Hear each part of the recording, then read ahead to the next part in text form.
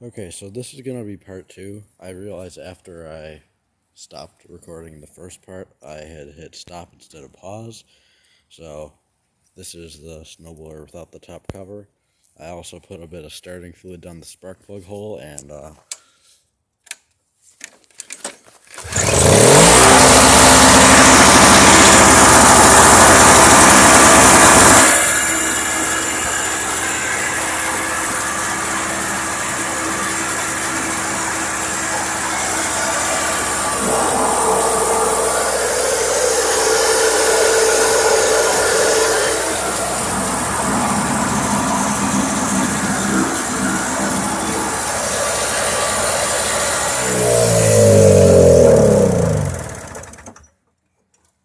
so yeah, there's the snowblower.